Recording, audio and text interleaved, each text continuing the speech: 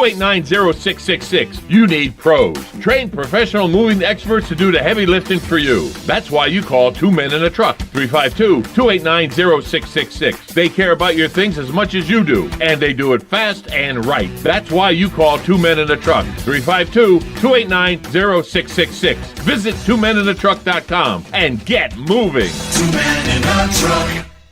Gene Powell Pasture Mowing, 352-629-2440. A few of our tractor services include bush hogging, disking, and rototilling. We also have zero-turn mowers for the smaller paddocks, aisleways, fence rows, and lawn care. Fence row spraying is also available for weed control. We are family-owned and operated, licensed and insured, and farm-ready. Powell Gene, Gene, at yahoo.com. 352-629-2440. Gene Powell Pasture Mowing, 352-629-2440. Gene is a proud United States veteran. It's rodeo time in Ocala. The 39th annual Ocala Shrine Rodeo returns to the Southeastern Livestock Pavilion September 3rd and 4th, 7:30 nightly. Witness the superstars of the PRCA as cowboys ride to help children walk. For tickets and information, check out OcalaShrineRodeo.com for broncs, bulls, and babes. The Ocala Shrine Pro Rodeo, September 3rd and 4th, 7:30 nightly.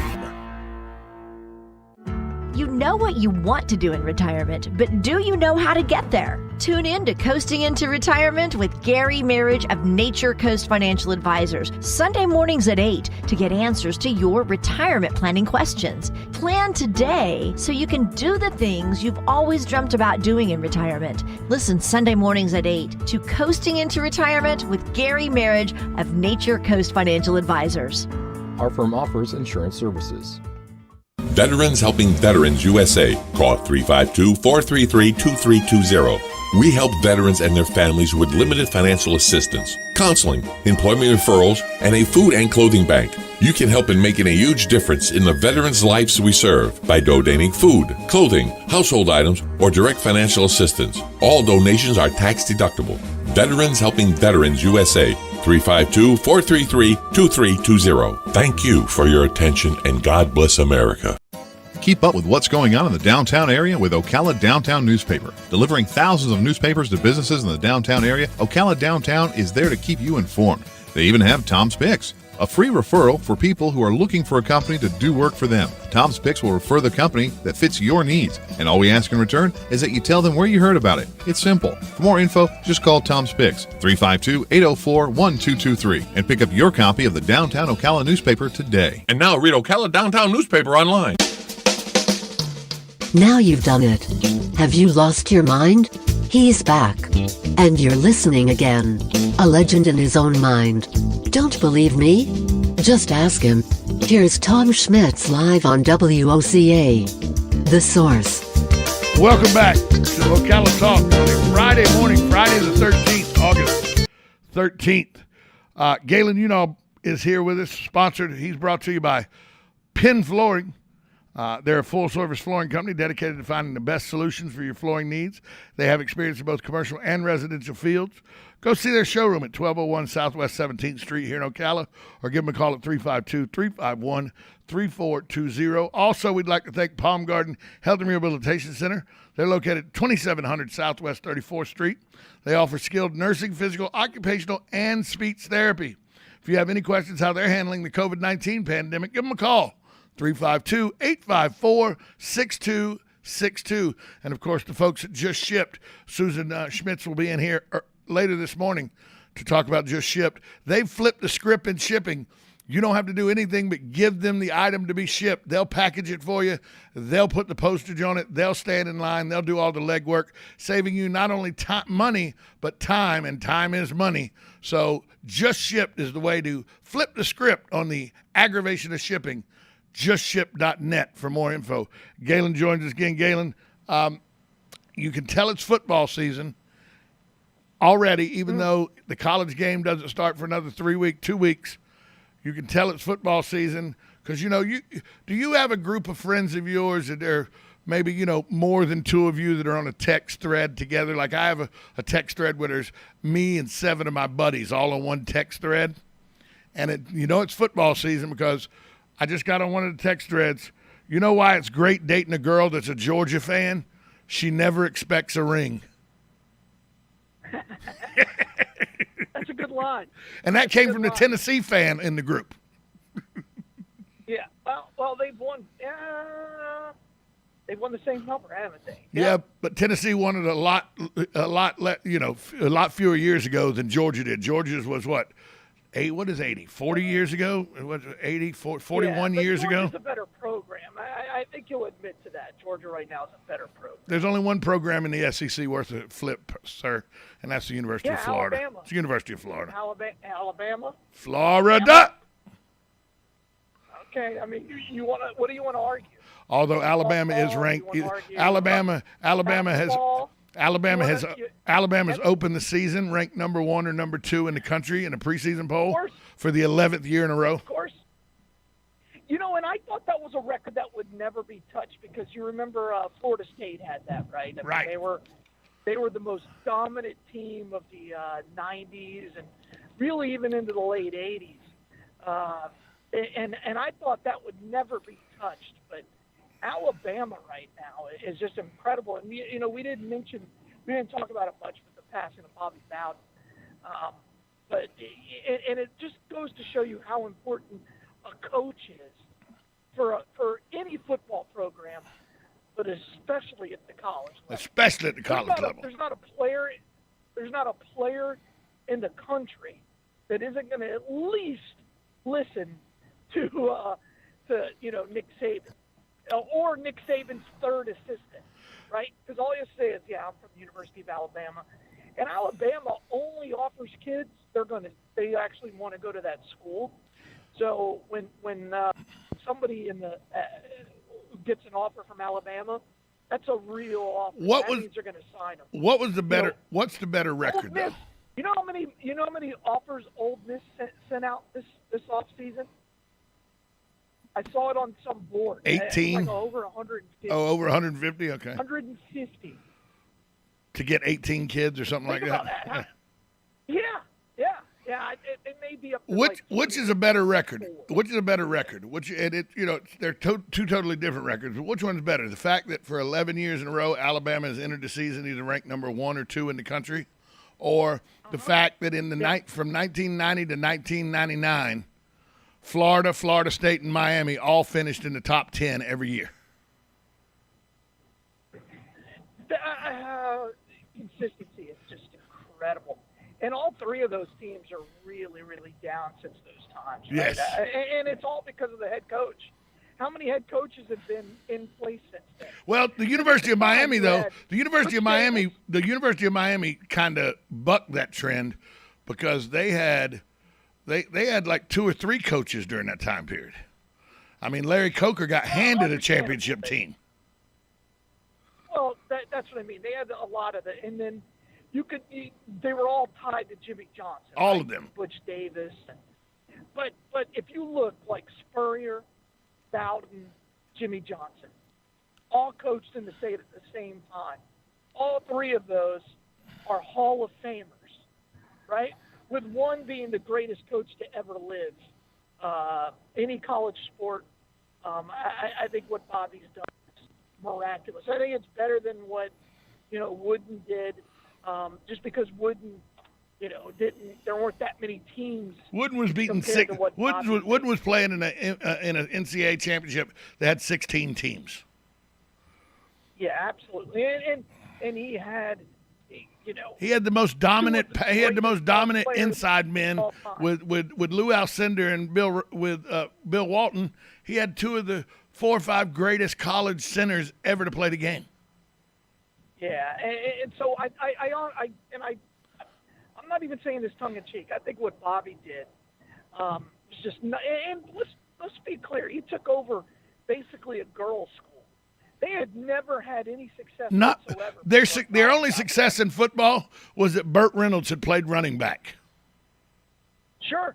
And then he took a program, and they were an independent at the time. And Anytime, anywhere. Anytime, anywhere. And he would roll the dice, and then he just realized there's a lot of talent in the state of Florida. And he was the first coach to do that. He goes, I'm just going to develop relationships and keep people in state. And so if you were of any talent, aside from Scott Brantley, most of the talent, if you were good enough, you got to Alabama. But if you weren't, then you didn't want to go to University of Florida because you probably weren't going to win a game in the 70s. No.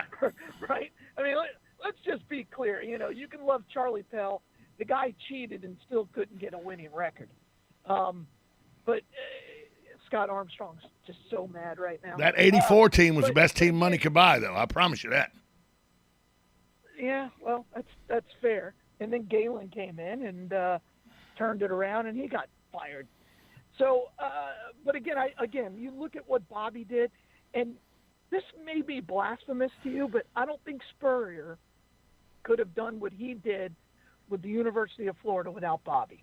No, without a doubt. I think that he had to have that Bobby Bowden Spurrier rivalry to give something, and then beat Florida State regularly to show that we are because, by the way, say what you want, Florida until Steve Spurrier got there, Florida was a mediocre football program at best. You said regularly? He went 2-3. You just thought that was going to go by? Correct. That's what I mean. Okay, regular. Hey, yeah, wow. he won the game that counted, 52-20, pal. That's all I know. Oh man. That's all I know. What a game! I was at that game. Got food poisoning. Thought I was going to die. I was sitting in the whole week there. I was sitting in the visiting end zone about 65 rows up. My wife had surprised me with a Christmas present, buying tickets to the game, and we just thought it was the Florida State rematch. Nobody knew that Jake Plummer was going to win, and nobody knew Ohio State was going to lose. No. Nobody knew everything that fell in place to make that the national championship game. Second most hyped game I've ever been a part of. Can I tell you this though? Second. Can I tell you this? Yeah, it was pretty incredible. You probably this will probably help you a lot, and you have no respect for me, but this will probably help a lot in maybe garnering a little bit of respect. The greatest football coach, person, not just X's and O's, but person, father figure, anything that I've ever known was Coach Russell, because I played for him. The second best person I've ever met in that role, and I spoke with him a couple times. He came to my high school and with Charlie Pell and Vince Dooley and did some Ford commercials in the early 80s and everything. You don't get a better person than Bobby Bowden, period. And it has nothing to do with football. He was a great football coach, but he was a better person. He was a great person. And you know, that whole dadgum attitude was really who he was. He was just a normal guy that was good at coaching football. He understood how to connect with players. He understood how to make men out of young boys. He did a great job. He played anybody, anywhere. I think Nick Saban will probably go down as one of the best X's and O coaches, but I think when you talk right now about college football, and I don't know what the future may hold, but in my estimation, because I played for Coach Russell, I lean towards him. But in big boy football, which Georgia Southern was not at the time, the greatest football coach, in my estimation, that I ever witnessed was Bobby Bowden at Florida State University. Yeah, in the story, I don't know if I've shared this on the air, but I went to Flagler College, and the president of the school was Mr. Proctor. And Mr. Proctor was on the same coaching staff with Bobby at West Virginia. And so Bobby would come and speak at Flagler every year. And then one year, I told Mr. Proctor, because it was such a small school, and we were the first mass media college or group of students to ever come through. I said, and I had I think I've talked about this free access, public access channel. And I said, Mr. Proctor, do you think Coach Bowden would do this interview with me? And he goes, I'll ask him. And so Bobby came and sat with me on this little rinky-dinky college set, and we talked for 35 minutes and did a 35-minute interview, and he was as nice as possible. You know, he thanked me for being a veteran. I remember that. That was in 91, right? I'm sorry, 96. And it's just something I'll never forget, how gracious he was to me. So, and from that day on, he always when I went and joined the media and did it for a living, he would shake my hand. He goes, I remember you, son. And it was just things like that were just incredible. You ready for this stat? He was always just a class act. You ready for this stat? He was 248 games over 500 as a head coach. It's unbelievable. He was And 377 and 129 with 4 ties. And actually, one of those 4 ties should count as the 378 victory because the 31-31 choke at Doak, Florida State won that football game. It's work done. Where'd you go? Where'd you go? What'd you say? It was Warwick done, and then you went away. I'm in the work. It's the greatest game that Warwick done ever had. And I'm in the end zone. I'm in the end zone, and Thanksgiving weekend it was 94, I think, 93, 94. Yeah. I'm I in was the at that game. I'm in the end zone at Florida State. It's in Doak Campbell. I'm in there with a friend of mine who she was my high school sweetheart. I'd taken her to prom and everything. She was a swimmer at Florida State. We go back to the game. We're sitting there. I got my Florida stuff on. We got student section seats because I wanted to just put it in everybody's face. And with about starting the fourth quarter, I'm giving them the business. I got it all back by the time the fourth quarter was over. That Dad Busby? No, was that Dad? No, it wasn't. No, that was Charlie Ward. Charlie Ward. Yeah, that's right. It was C. Ward. The smartest, by the way, the smartest basketball player, the smartest quarterback ever at the University of Florida State University. And I say that because he quarterbacked, he won the Heisman, and he knew he wasn't good enough to play in the NFL, so he went and made millions of dollars in the NBA. That's a smart move. Gosh, yeah, how long did he played? A long time. He was like 12, 13 years in the league. I don't know how long Charlie was. He was. Go ahead. He was in the league for like 9 years. Yeah, I'm gonna look. I'm gonna look right here. For like 9 years. I'm gonna look right here. See how long he was in the league. You can always tell. You know, when I don't care who you were on that Florida State team, and if you look at who was on that team, you had Marvin Jones, Derek Brooks, Charlie Ward, Tamarick Vanover. You know, all of these. I think Peter Ward. No, he wasn't there yet. But you had all these really, really talented kids. But Charlie Ward was the captain. He was picked in the first round, 26th overall pick by the New York Knicks. Right. Here's his college accolades. He won the Heisman Trophy. He won the Davy O'Brien Award. He won the College Football National Championship with the Seminoles in '93. Then he went and played the NBA, and you said he played 9 years? You're mistaken, sir. 1994 to 2005, an 11-year NBA career. Unbelievable. I mean, and he took that Florida State basketball team, which was pretty terrible. Him and Sam Cassell, yeah. Took him to the Sweet 16. Yeah. Yeah. You know, so, but I am not, you know, Ron Simmons spoiled me, ruined me on being a Florida State fan because I was a Florida State fan. I was the only non-Florida fan in my family because I wanted to be different. And then when Ron Simmons palmed me in the face and said, I ain't got time for a damn autograph and shoved me to the ground in Jacksonville Airport, I've been a Gator fan ever since. But, you know, what I liked about Bobby Bowden was when I was 8, 9, 10, 11 years old was he said, we'll play anybody, anywhere, anytime. And then that just wasn't rhetoric. He went to Oklahoma and played. He went to Notre Dame and played. He went to USC and played. He went to Nebraska and played. He went to Ohio State and played. I mean, there was one year, was it 78 or 70? I think it was 79 where Florida State only had like 4 home games.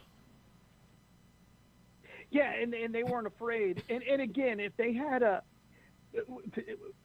Sebastian Janikowski every year, they'd have won 7 national titles. He may have been the best linebacker ever to play kicker in the game. So his senior year, Vanguard went and played. Where did he go? Which Daytona school? I can't remember. Seabreeze. It may have been Seabreeze. And I'm interviewing the other head coach, and in the background you just hear this thud, and I'm like, "What is that?" Right? I can't figure it out, and it's so loud it's coming over the mic, and we're 10 yards away. And I looked over, and I think it was Sebastian's junior year. I said, and it's an interview that I ended up recording live, right? And I said, "Who is that?" He goes, Yeah, that's my Polish kicker. Yeah, He's good from 60. He went to Seabreeze High School. Seabreeze, yeah. In competition game in high school, he kicked a 65-yarder for a field goal in game. But there is video of him kicking an 82-yard field goal in practice. He was, and by the way, he was the only person to score against that Vanguard team. So Seabreeze High School. Wow.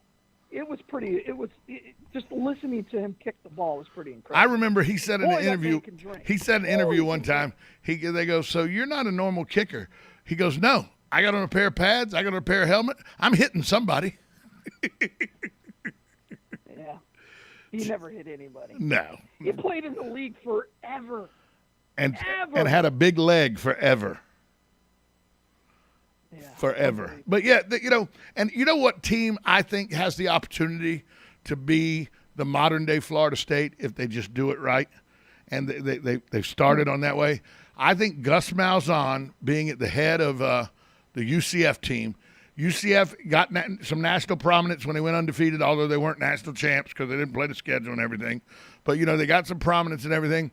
And UCF could be one of those teams who will play anybody, anywhere, anytime. And I think that they can get enough talent where they could – remember, Florida State at the time, like you said, when Bobby Bowden first got there, it was a teacher's college. It was a women's college. There was no football prowess there. He built that and his play anywhere, anytime. And by the way, the one thing that helped him back then that would not help Gus Malzahn now is because he said we'll play anybody, anywhere, anytime, and the schools they chose to play, he didn't just choose those schools because he wanted to show he could compete against them. He chose schools that he knew ABC had a contract with, NBC had a contract with, CBS had a contract with. So he was able to go in their homes and recruit and say, look, fellas, you come play with me at Florida State. You're going to be on TV almost every weekend. Your parents will get to see you. And this was in the 70s and early 80s. When you weren't, it was regional football. The Pac-12 played on ABC at 4 o'clock in the afternoon, and the big. So he went and played schools he knew. Right, wasn't that what it called? Jefferson Pilot. Yeah, he went and played Jefferson Pilot. That was it. He went and played schools he knew were going to be on TV every week, but to get exposure for his program. But also, he knew TV would help recruit kids to come to his school. Yeah, again, it's just.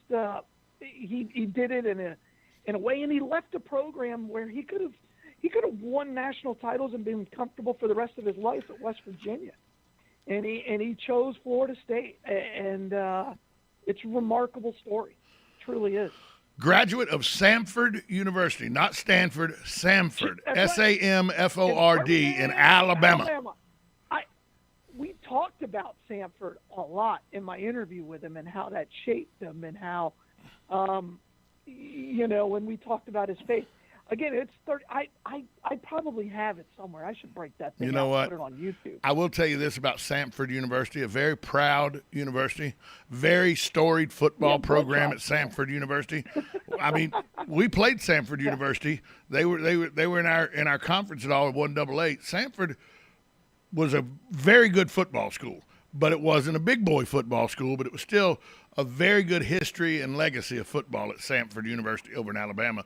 But, Alabama for football is kind of like North Carolina for basketball. People don't know UNC Greensboro. They know it's a small school. They don't realize that it has a rich basketball history.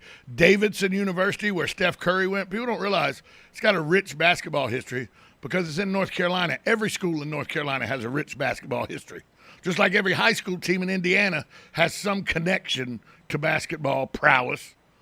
In North Carolina, it's basketball. And in Alabama, even the small schools in Alabama can play football. Yeah, absolutely. Yeah, what is it, UNH? No, UAB. UNH. Up in University of Northern Alabama. School, yeah. Yeah, they win titles there. Bowden coached there for a long time.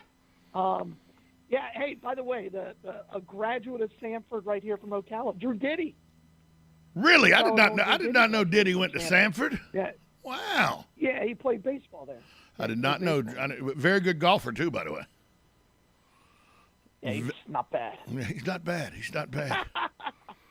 Samford University. But Bobby Bowden, you're right. We didn't talk about it earlier in the week. Bobby Bowden, to me, will always be the greatest college football coach, not named Irk Russell, that I've ever seen. And the only reason I go with Irk Russell is because he was my coach, you know. Sure. By the way, not able. Bear Bryant won more titles, but Bear Bryant cheated. Okay, Bear Bryant would offer every quarterback in Alabama a scholarship and put them on the girls' softball team, the men's water polo team. He'd give them all scholarships. What's wrong with that? That's cheating.